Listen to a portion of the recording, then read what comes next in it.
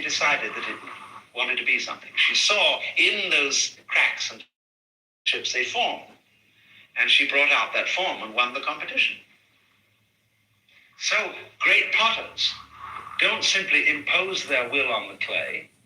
They feel the texture of the clay, and they have the sense that when they throw a pot on the wheel, the pot grows of itself.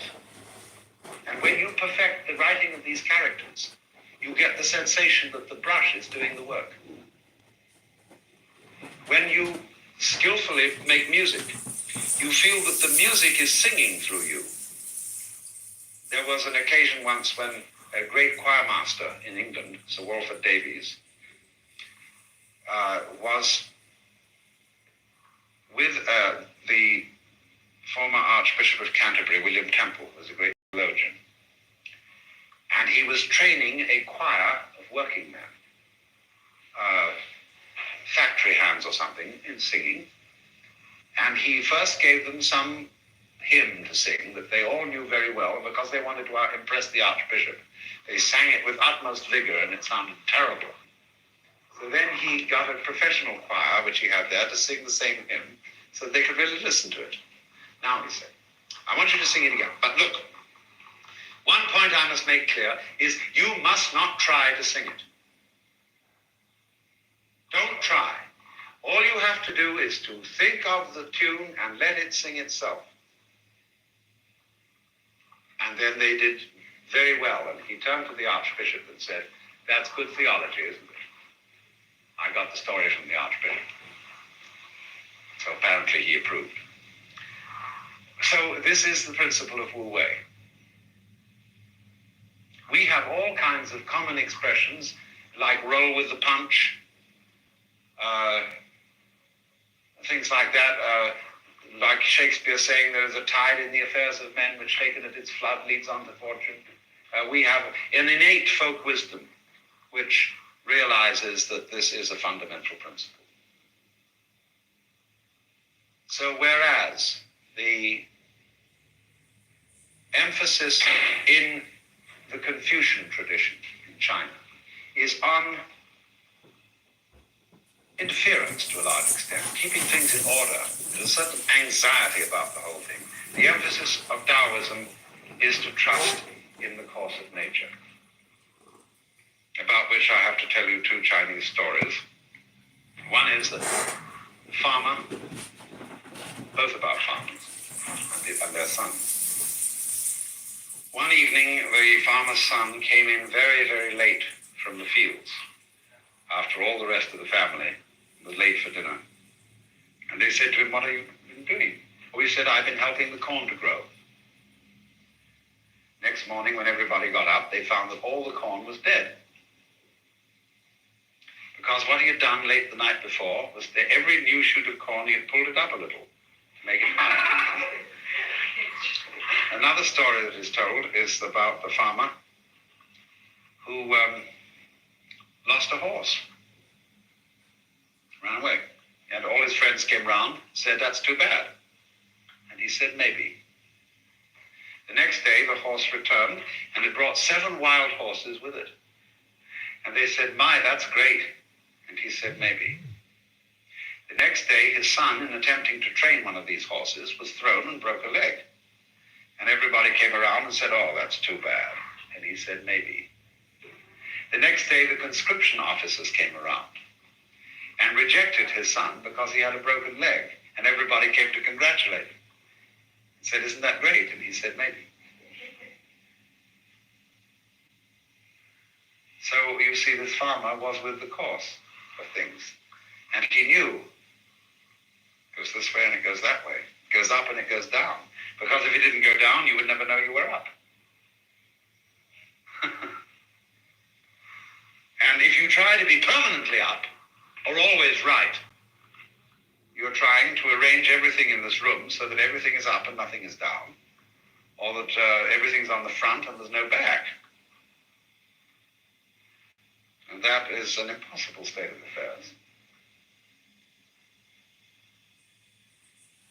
But now I'm going to stop here because I don't want you to take in too much at once or to try to. Just to rehearse it, we've discussed essentially three principles. The one that we can't discuss at all, because that's basic, that's the Tao.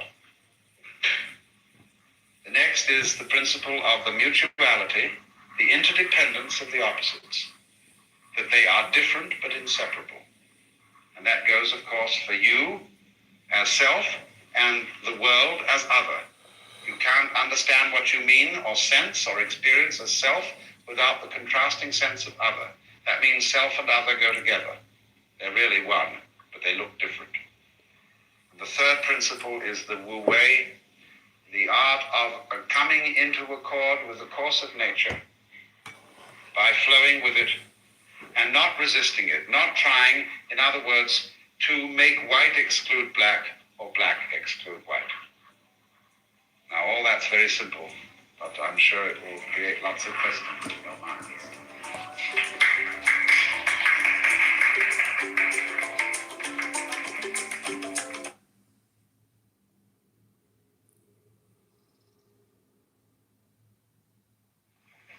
So it is the inner connection, or rather the inseparability of yang and yin, which is what is meant by Tao. That's why Tao cannot be explained. And the reason, again, if I may put it in another way, is that all thinking is classification. It's asking, is you is or is you a? Is it this or is it that? Because after all, if you want to say something is inside, it requires an outside. You can't have an inside without an outside, or an outside without an inside. Which is it? You say choose. Of course, Westerners are always choosing. Once to every man and nation comes the moment to decide. In the strife twixt truth and falsehood for the good or evil side. Then it is the brave man chooses while the coward stands aside. You see, you must choose. Which are you? And we've magnified this into a nightmare, where the ultimate consequence and destiny of the cosmos is, are you saved or are you damned? Forever. What a thrill that decision is. See? What people don't understand is that you don't know you belong to the saved unless there's also a damned group. In every American town, there are the nice people who live on one side of the tracks and the not so nice people who live on the other. In my town, which is Sausalito, there are the people who live on the hill, and they are the nice people. And then there are the people who live on the waterfront, who are bohemians and beatniks and goodness only knows what. Well, now, when the nice people on top of the hill meet for their cocktail parties, the main thing that they discuss is how the whole town is deteriorating, and how the awful people are proliferating, and fouling the bay up, and so on. And they feel that this boosts their collective ego, because they know they're the nice people. Meanwhile, the bohemians and beatniks get together at their parties, and they play like they're the real in-group, because all those squares of bourgeoisie who live up on the hill are engaged in a business rat race, doing work which is of no interest in order that they may buy toy rocket ships. And have wall-to-wall carpets and horribly clean houses, and may be snobbish. And so they, bohemians and beatniks, boost their collective ego, see, by arguing against the people on top of the hill. What neither side realizes is they need each other. Because you don't know who you are if you want to belong to an in-group, unless you define an out-group. It is the same with philosophy.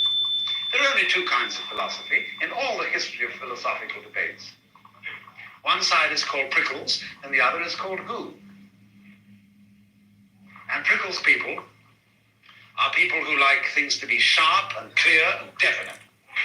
And they are the sort of people who become scholars and engineers and scientists, the type that always like clear statistics and discipline and everything well in order. And they look upon other people who they think are vague and sloppy and who are romantic and so on, and unrealistic and wishful. And they say, you're just goo. Well, the goo people turn around and say to the prickles people, why, you're just bones. You just rattle. You've no skin on you. You know the words, yes, but you don't know the music. You have no finer feelings. And so this goes on forever.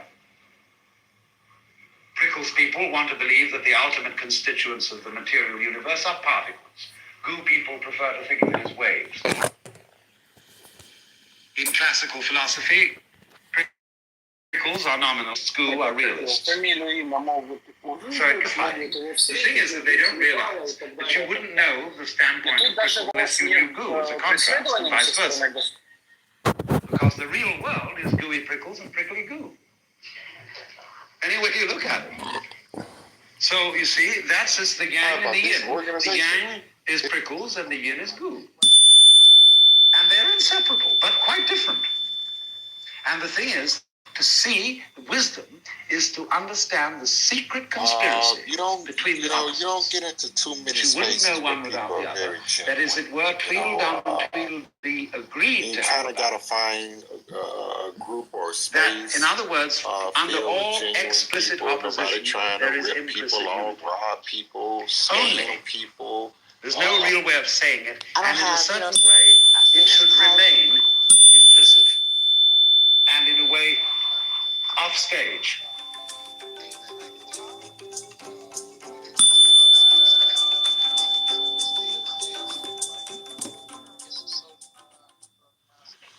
So it is the inner connection, or rather the inseparability of yang and yin, which is what is meant by Tao. That's why Tao cannot be explained. And the reason, again, if I may put it in another way, is that all thinking is classification. It's asking, is you is or is you ain't? Is it this or is it that? Can you find out if because after all, if you want to say something is inside, it requires an outside. I guess they're going to work on that. We spoke about that yesterday. They don't have that yet. But everything is direct from Cali. See, let me tell you something. Anybody remember when Minnie came in here? Because Western niggas booed me out, and I was like, yo, my people told me Bruce Lee and them was spraying the weed with fentanyl. I said it about a year and a half, 2 years ago, before it hit the mainstream, and niggas was like, oh man, fuck that. Talk about my weed. Yeah. So, you know, this is really the ultimate consequence and the ploy, so we can raid. We can raid the illegal shops. What a thrill! So the same thing my man said to me yesterday. He was like, "Yo," he said, "I ain't worried about this shit." He said, "Again, when he close all these joints down." What people don't understand is, and that you don't know you belong to the saved group unless there's also a damned group. In every American